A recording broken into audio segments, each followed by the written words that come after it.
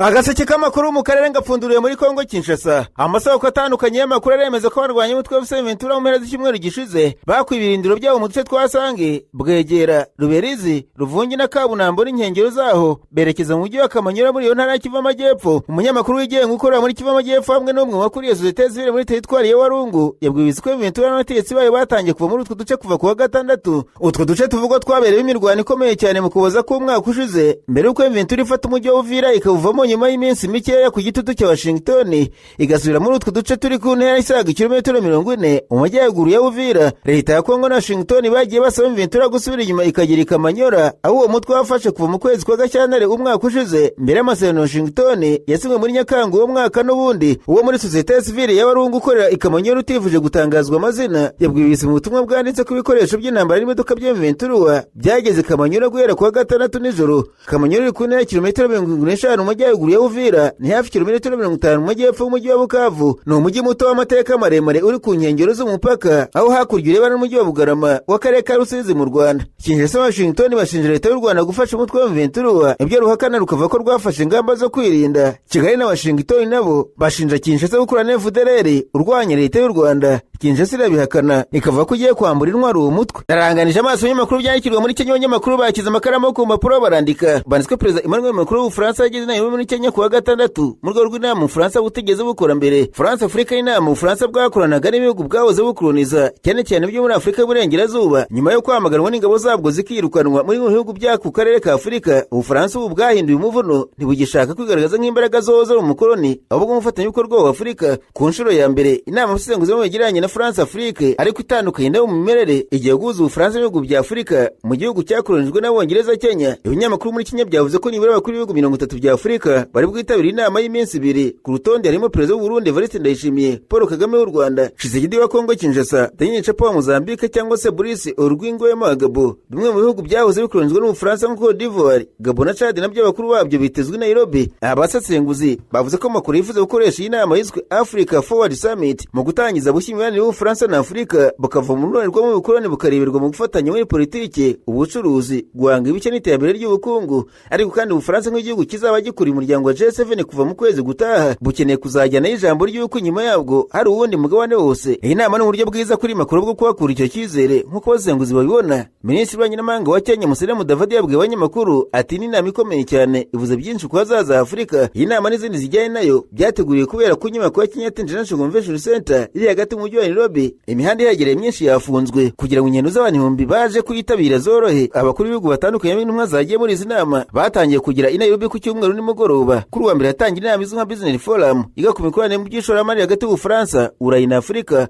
Nk'uko urubuga rw'inama rubivuga, haraba kandi inama nk'uko bayiteguye babivuga zigarukira ku guhindura ingufu zikoreshwa n'inganda gukoresha ingufu zidahumanya, guhindura imiterere y'ibijyanye n'imari y'ibigo mpuzamahanga by'imari, akazi no guhanga imirimo, AI n'ikoranabuhanga rishya, amagara y'abantu, inkingo n'ubushobozi bwa Afrika muri ibi bihe. Inama ku mahoro n'umutekano kwa kabiri nibwo hateganyijwe inama nkuru y'abakuru b'ibihugu ari nawo munsi wa nyuma wa Africa Forward Summit. Hanyuma mbwire kandi ko Perezida w'u Burundi Evariste Ndayishimiye yongeye kugaragara mu itangazamakuru avuga ku mubano wazambye hagati y'igihugu cyabo n'u Rwanda ndetse n'uwari afite mu ntambara murasirazuba bwa Kongo Kinshasa. Mu kiganiro na Jeune Afrique cyasohotse ku cyumweru, Ndayishimiye yahereye ku ifungwa ry'umupaka wa Gatumba na Vugizo y'u Burundi na Kongo Kinshasa ku ruhande rw'intara Kivu Amajyepfo, asobanura ko ryatewe n'uko barwaye umutwe wa Ventura basatiraga igihugu cyabo kandi ko bakorana n'u Rwanda.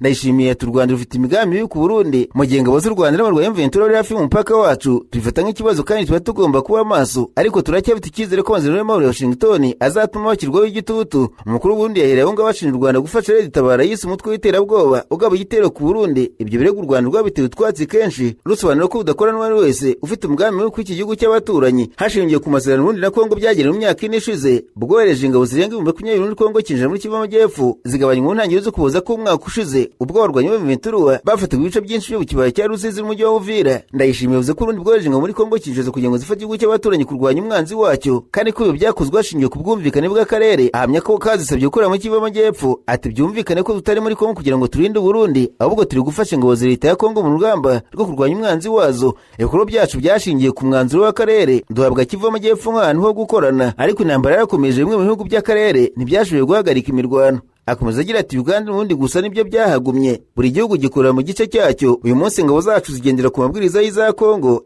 FARDC nizohereza mu gice runaka, kandi twagiye gutanga ubufasha. Mu myaka 3 ishize ingabo z'uburundi zoherejwe muri Kongo zari mu bice bibiri, kimwe kiri mu bikorwa bishingiye ku masezerano ibihugu byombi byagiranye, ikindi kiri mu bishingiye ku mwanzuro w'umuryango wa Afurika y'Iburasirazuba wo kohereza ingabo zijya hagati y'impande zihanganye. Ingabo zari mu bikorwa bishingiye ku masezerano y'ibihugu byombi zabanje gukorera muri Kivu Amajyepfo kuva 2022, abo zafatanije n'ingabo za leta ya Kongo kurwanya imitwe irimo Red Tabara, Furibu, FNL na Twirwaneho. Izo Burundi zari mu butumwa bw'akarere zoherejwe muri teritwari ya Masisi muri Kivu Amajyepfo 2023. EAC ntiyari yaje inshingano yo kurwana, kiretse kuya hagati y'Ventura na FARDC kugira ngo hatabe imirwano, impande zishyamene zibone uko zijya mu biganiro by'amahoro bitandukanye n'umwanzuro wafashwe na EAC. Leta ya Kongo yasabye ko ingabo z'u Burundi, iza Kenya, Uganda na Sudani y'Epfo zarujwe muri Kivu Amajyaruguru zagaba ibitero kuri Ventura. Ubuyobozi bw'ubutumwa bwitwaga EACRF bwarabyanze, urundi bwo butangira kubugamira kuri FARDC n'imitwe wazarendo. Mu mpera z'imyaka 3 ishize EAC yafashe icyemezo cyo gucyura ingabo zari mu butumwa bwazo zose zirataha, uretse ingabo z'u Burundi zanze kuva muri Masisi zigazikorana n'iza Kongo Kinshasa. Mu buryo nk'ubwo muri Kivu Amajyepfo ingabo z'u Burundi zari mu za EAC zahise zihinduka. Kuva mu Gushyingo kwa 2021 Uganda rifite ingabo zikorera muri Kivu Amajyaruguru na Ituri zirwanya imitwe y'iterabwoba ADF mu bikorwa byahawe izina rya Operation Inshuja. Izari mu butumwa bwa EAC zaratashye, hasigara ziri muri ibi bikorwa. Ingabo z'u Burundi n'iza Uganda ziri muri Kongo Kinshasa kugeza ubu ntiziri mu butumwa zahawe n'akarere, ahubwo zoherejwe hashingiwe ku masezerano y'ubufatanye hagati y'ibihugu byombi. Zisabwa kugaba ibitero bitandukanye n'uko byari bimeze kuri EAC, kuko yasabaga izayo gukumira imirwano. Kuyikubitira Ndayishimiye ntiyashaka ko amahanga amenya ko Burundi bufite ingabo muri Kongo muri Masisi nyuma y'izindi mu butumwa bwa EAC zitashye, kuko mu nama y'abakuru b'ibihugu byo muri uyu muryango ubwo yizezwa gufashwa kuko izafashwe na Ventura yarazihakanye. Ndayishimiye yigeze kubwira abanyamakuru ko basirikare Ventura ko yafashe miri ari abarwanyi ba Red Tabara, ko n'ikimenyimenyi bo bavuga ikirundi, ariko byari ukwihunza ikibazo kuko bari bafite ibyangombwa bibaranga bahawe n'igisirikare cy'u Burundi. Umunyamakuru Rome Grace yibukije Ndayishimiye ko u Rwanda rushinja Burundi gukorana n'umutwe wa FDLR washinzwe n'abagize muri jenoside yakorewe abatutsi mu Rwanda, n'ubu gifite umugambi wo guhungabanya umutekano warwo uturutse mu burasirazuba bwa Kongo. Ndayishimiye yavuze ko yigeze kubwira Perezida Kagame ko ingabo z'u Burundi zitaza aho barwanyi ba FDLR baherereye, amusaba kumuha amakuru y'ibirindiro by'uyu mutwe biri kugira ngo Burundi babugabe ibitero. Ati namubwiye nti niba ufite amakuru y'ibirindiro bya FDLR biherereye nitutabatera nibwo wakwanzura ko tubafasha, ariko nitubatera tuzatoretse ko twiteguye kubasenya aho ari ho hose. Kugeza uyu munsi ndahabwa amakuru ya FDLR iherereye, ntitwashyigikiye abagizi ba nabi batera u Rwanda. Nyuma yo kwitarutsa ubu bufatanye y'amakuru y'abaje Ndayishimiye ati ni gute FARDC yakorana na FDLR ariko ingabo zayo ntizikorane nayo kandi mukorana n'ingabo za Kongo. Ndayishimiye yemera ko ingabo za Kongo zikorana na FDLR, yasobanuye ko n'ingabo z'ubundi ziri muri Kongo Kinshasa muri Kivu Amajyepfo zibarwa nabo ku ruhande rwa leta ya Kongo, bakazuririza aho bagomba gukorera zitajya zivanga nabo. Ati imitwe y'ingabo z'u Burundi ifite ibice ikoreramo,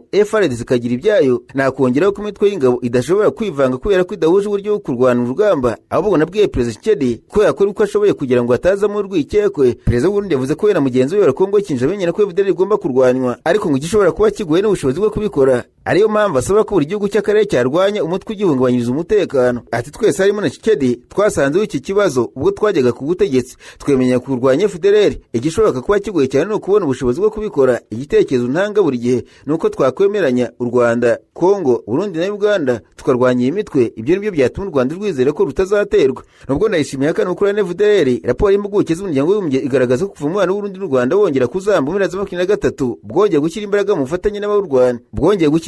bufatanye n'abarurwanya. Ahumvikanye amakuru y'uko ingabo z'u Burundi zahuriye mu nama n'abayobozi bo muri FDLR na Sinarede FRN zabereye i Bujumbura ziga ku buryo byahuza umugambi wo guhungabanya umutekano w'u Rwanda. Hanyuma ariko kandi Perezida w'Uburundi Evariste Ndayishimiye yavuze ko kwisanga imbere y'ubutabera kwa Arenga Bunyoni wahoze ari minisitiri w'intebe w'iki gihugu ifitanye isano no kuba yaramaze igihe kinini cyane yitwara nk'uri hejuru y'amategeko. Bunyoni yabaye minisitiri w'intebe w'Uburundi kuva 2020 kugeza 2022, kuva 2025 kugeza 2020 minisitiri w'umutekano w'imbere mu gihugu, kuva 2005 kugeza 2007 yari umuyobozi mukuru wa polisi y'u Burundi. Mbere yaho cyangwa se nyuma yaho yagiye akora n'izindi nshingano zitandukanye kugeza 2025 ubwo akatirwa igifungo cya burundu n'urukiko rw'ikirenga rw'u Burundi nyuma yo guhamwa n'ibyaha birindwi bikomeye ririmo gushagurika ubutegetsi, gucura umugambi wo kugira nabi perezida, gusuzugura abayobozi b'igihugu, gutunga intwaro mu buryo bunyuranyije n'amategeko, guhungabanya imikorere ya leta, kwaka inyungu zitemewe n'amategeko ndetse no kwikungahaza mu buryo butemewe. Muri uyu mwaka nyuma y'imyaka hafi 3 afunzwe, Bunyoni yarafunguwe kubera impamvu z'uburwayi. Mu kiganiro giranye n'ikinyamakuru Jeune Afrique, Perezida w'u Burundi yabajijwe niba gufungura Bunyoni atari umugambi wo kugira ngo amahoro ahinde, cyane ko n'abafite abamushyigikiye benshi mu Burundi. Ndayishimiye yavuze ko Bunyoni yafunguwe kubera impamvu z'uburwayi ndetse ko bashobora gutekereza ibindi bibeshya. Atoya nawe ubihuriye n'ibyo, numwe mu bantu mu byashize bitwaye nkaho ari hejuru y'amategeko. Yaraburanishijwe arabihanirwa buri mezi 6. Dukura iperereza mu magereza tugamije kurekura abantu batagiteje ikibazo. Twabonye ko arwaye cyane, yari amaze amezi arenga 3 mu bitaro. Kuki wakomeza gufunga umuntu mu gihe ubuzima bwe butakimwemerera guteza ikibazo nta jambo gifite. Agaseke k'amakuru mu karere gapfundikira muri Tanzania abanyamakuru bakoze muri no banandika maze ko abadepite muri komisiyo y'uburenganzira bwa muntu n'inteko ishinga amategeko y'umuryango w'uburayi bangiye kwinjira muri Tanzania mu ruzinduko bari bafite muri uku kwezi kwa Gicurasi. Uruzinduko rwari ruteganyijwe nyuma y'imvururu zabaye mu matora y'umukuru w'igihugu aheruka muri icyo gihugu. Abadepite bashaka gukora ubugenzuzi ku nyungu z'uburenganzira bwa muntu bashinja Tanzania gukora. Ibyo byaje no gutuma inteko ishinga amategeko y'umuburayi mu gushyingo k'umwaka ushize ihagarika inkunga miliyoni 56 z'amayero yahaga Tanzania ishinja guhohotera abatavuga n'ubutegetsi mbere y'amatora mu gihe yabaga ndetse na nyuma yayo. Iyo nteko yatangiye gutegura gusura Tanzania ngo ujye gukora ubugenzuzi. Uruzinduko rubanza gushyirwa muri Gashyantare umwaka ariko ruza gusubikwa rwimurirwa muri Gicurasi bisabwe na Tanzania igaragaza ko ishaka kubanza gukora iperereza kuri izo mvururu. Raporo yavuye muri iryo perereza yaje gushyirwa hanze tariki ya 20 Mata uyu mwaka igaragaza ko abantu 318 aribo bishwe, ariko Tanzania yakomeje kwanga ko abadepite bemererwa kujya kuhakora igenzura. Ikinyamakuru The East African cyavuze ko urwo ruzinduko rwari rugamije gusuzuma uko uburenganzira bwa muntu na demokarasi byubahirizwa. Umuyobozi wungirije wa komisiyo y'inteko y'ubumwe bw'Uburayi ishinzwe uburenganzira bwa muntu Muniri Saturi yasohoye itangazo renga icyemezo cya guverinoma ya Tanzania agaragaza ko ari ibintu batishimiye. Atubajwe cyane n'icyemezo cya leta ya Tanzania cyo gukomeza gusubika uruzinduko rw'itsinda ry'inteko ya EU ishinzwe uburenganzira bwa muntu. Turabona ubundi buryo bwo kwanga burundu ko uruzinduko ruzakorwa. Yongeye ko nubwo bakomeje kwangirwa icyari kibajyanye muri Tanzania cyari gukora igenzura ku mishinga y'uburenganzira bwa muntu iterwa inkunga bw'Uburayi no kuganira n'abafatanyabikorwa muri icyo gihugu. Abo badepite bashinja leta ya Tanzania kutagira ubushake bwo kuganira kuri icyo kibazo cyane cyane mu gihe hari ibibazo by'uburenganzira bwa muntu n'igitutu ku barwanya ubutegetsi buriho. Ayo yavuze ko ibyo bitazayica intege ko ubwo izakomeza gukurikirana ikibazo cy'uburenganzira bwa muntu n'iyoherezwa ry'amategeko muri Tanzania kandi ko ubufatanye bugomba gushingira kubariza amategeko.